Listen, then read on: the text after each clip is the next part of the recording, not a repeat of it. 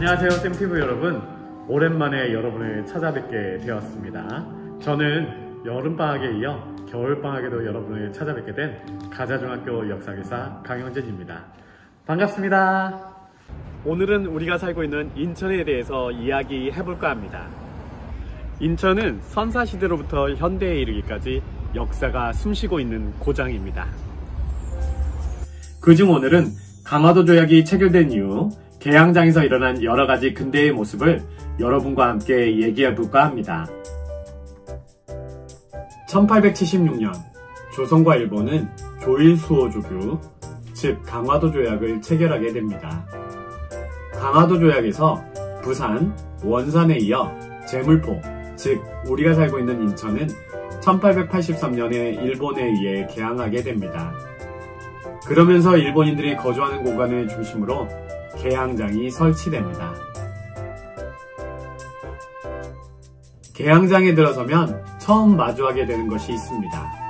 일명 계양장 시계탑입니다. 계양장 시계탑은 1883년, 1902년, 1950년, 2001년 4개의 연도가 새겨져 있습니다. 1883년은 일본에 의해 개항된 연도이며 1902년은 하와이로 100여 명의 이민이 시작된 해였습니다. 1950년은 잘 아시는 것처럼 한국전쟁, 즉 6.25 전쟁이 일어난 해이고 2001년은 인천국제공항이 국제공항으로 열린 해입니다. 이 모든 역사의 중심에는 인천이 있었던 것입니다. 자, 이곳은 계양장에 최초로 생긴 1888년에 생긴 일본 우선 주식회사입니다. 이 건물은 1888년에 건축된 건물로 대한민국 근대 건축물 중에 가장 이른 시기에 만들어졌는데, 우선이란 말은 처음이라는 뜻이기보다는 우편물과 배편을 담당하던 기관에서 연유한 것입니다. 일본과의 우편과 함께 일본으로 가기 위해서는 여기서 배운 힘을 지불하고 배를 탈 수가 있었습니다. 또한 1904년에는 일본 병참사령부로 사용되기도 했고 현재 인천 아트 플랫폼 관리사무동으로 사용하고 있습니다. 참고로 이곳 일대는 드라마, 영화, 광고 등의 촬영지로 알려져 있습니다. 다음으로 만나볼 곳은 대불호텔, 즉 다이브스 호텔입니다. 일전에 다이브스 호텔 기초석이 밑에 있습니다. 대불호텔은 한국 최초의 호텔로서 1888년 일본인 호리 미키타로가 영업을 시작하였으며 최초로 커피를 만들어 팔았다고 하는데, 예전에 커피를 가베차 또는 양탕국이라 불렀습니다. 양탕국이란 그 색깔이 한약과 같고 쓴맛이 있다 하여 서양에서 들어온 탕같이 생긴 국이라는 뜻을 가지고 있습니다. 기본적으로 직원들은 영어를 사용하였는데, 최초로 조선에 온 아펜젤러 선교사는 비망록에 놀랍게도 호텔에서는 일본어가 아닌 영어로 손님을 편하게 모셨다며 투숙 경험을 남겼습니다. 그러나 1899년 경인선이 개통됨에 따라 대불호텔은 경영난을 겪게 되다가 중국인에게 넘어가 중하루라는 중국집으로 변신하게 됩니다. 한동안 중국집으로 번영을 누렸으나 1978년 폐업과 함께 여러가지 이유로 철거되었다가 2018년 3층짜리 건물 모습으로 복원되었습니다. 이곳에 가면 당시 대불호텔의 모습과 함께 다른 호텔 및 여관들의 모습도 볼 수 있습니다. 일본인들이 있는 곳에 반드시 필요한 것이 있었으니 그것은 바로 은행이었습니다. 계양장 거리에는 3개의 은행이 아직도 예전 모습으로 남아 있습니다. 일본 제1은행, 일본 제18은행, 일본 제58은행으로 일본 제1은행은 금괴와 해관세를 담당하였으며 한국은행 인천지점, 조선은행 인천지점 등으로 불리다가 현재는 인천 계양박물관으로 사용되고 있는데 르네상스풍의 작은 돔 모양을 만날 수가 있습니다. 일본 제18은행은 일본 나가사키에 본점이 있는 은행으로 인천과의 무역량이 늘어나면서 설치되었으며 영국의 면직물을 수입하여 인천에 판매함으로써 많은 이익을 남겼습니다. 조선 식산은행, 한국흥업은행 등으로 불리다가 현재는 인천 계양장 근대건축 전시관으로 사용되고 있습니다. 일본 제58은행은 인천 전왕국에서 만들어진 신화폐와 부화폐를 교환할 목적으로 만들어졌으며 이후에는 야스다은행, 조흥은행 인천지점, 대한적십자사 경기도지사 사옥으로 사용되었습니다. 일본인들이 거주하던 지역에 일본인들을 보호하기 위해 영사관이 설치되었는데 광복 후에는 인천시청으로 활용되었다가 1985년부터 인천중구청으로 사용되고 있습니다. 원래는 2층 건물이었으나 현재는 3층 건물로 증축되었습니다.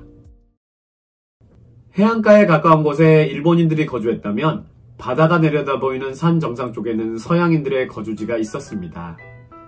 제물포구락부는 1901년 인천에 거주하던 외국인들의 사교 모임 장소로 만들어졌으며 일명 제물포 구락부 회관이라고도 합니다.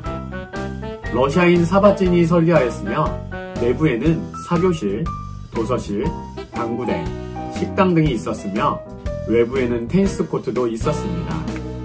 해방 후에는 미군 장교클럽, 대한부인의 인천지회, 인천시교육청, 인천시립박물관 등으로 사용되었습니다. 참고로 구락부는 클럽, 그룹을 일본식 표기법에서 한자로 바꾼 것입니다. 제물포 구락부 계단을 오르면 최초의 근대식 공원인 자유공원이 나옵니다. 자유공원은 여러가지 이름을 가지고 있는데 각국공원, 만국공원, 서공원, 자유공원 등의 이름으로 불리었습니다. 각국공원과 만국공원이란 명칭은 각 나라 사람 또는 만국의 사람들이 모였던 것에서 유래했으며 서공원은 일제강점기 일본인 공원인 동공원에 비교하여 서쪽에 있다 하여 붙여진 이름이기도 합니다. 이곳은 또한 한성 임시정부 최초 발기인 대회를 가진 곳이기도 합니다. 자유공원이란 명칭은 1957년 개천절에 자유를 가져다 준 메가더 동상이 세워지면서 불리게 되었으며 현재에 이르고 있습니다. 메가더 동상이 바라보는 곳은 인천 상륙작전이 펼쳐졌던 월미도 방향인데 월미도는 인천 상륙작전 이외에도 러일 전쟁이 일어난 곳이기도 합니다.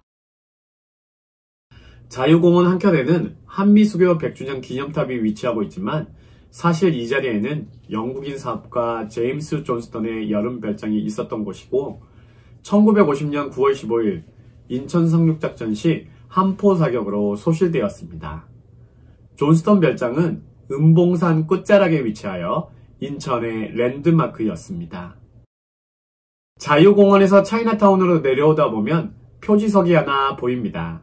바로 조미소 통상조약 체결지라는 표지석입니다. 기존에는 화도진 공원 일대에서 조선 정권 대신 신원과 미국의 정권대사 슈펠트 제독 사이에 조미소 통상조약이 체결된 것으로 되어 있었으나 2013년 발견된 지도에서 인천 회관장 사택이 기록된 것을 증거로 조선과 미국의 조약 체결 장소가 자유공원 입구임이 밝혀졌습니다. 짜장면의 고향이 인천이란 사실은 너무나 잘 알려진 사실입니다. 차이나타운에는 최초의 짜장면집이었던 공화춘 자리에 짜장면 박물관이 있습니다. 공화춘은 공화국의 봄이었다는 뜻으로 신해혁명이 일어난 이듬해인 1912년에 생긴 짜장면집이었고 고급 요리를 취급하는 곳이어서 다른 가게보다 3배 정도로 가격이 높았습니다. 지금으로 치면 미슐랭 맛집이라고 할 수 있겠네요. 마지막으로 살펴볼 곳은 인천역입니다. 인천역은 최초의 철도인 경인선의 종착역이었습니다. 처음에는 미국에서 건설하였으나 최종적으로는 일본이 완성하였습니다. 1일 운행 횟수는 2회 왕복이었으며 서울과 인천까지 12시간 걸리던 것을 1시간 30분으로 줄여주었습니다. 개통 당시 정차역은 제물포역, 축현역, 우각동역, 부평역, 소사역, 오류동역, 노량진역이었습니다. 당시 쌀 가격이 80kg에 4원이었는데 경인선 상등석 운임이 1원 50전이었으므로 얼마나 비쌌는지 알 수 있는 대목입니다. 어떻습니까 여러분? 인천에 대해 좀 더 알게 되셨나요? 인천은 사실 근대 역사의 흔적을 고스란히 간직하고 있습니다. 우리 학생들도 인천의 옛 모습을 돌아보는 것은 어떨까요? 오늘 시간은 여기까지입니다. 다음에 건강한 모습으로 또 만나요. 안녕!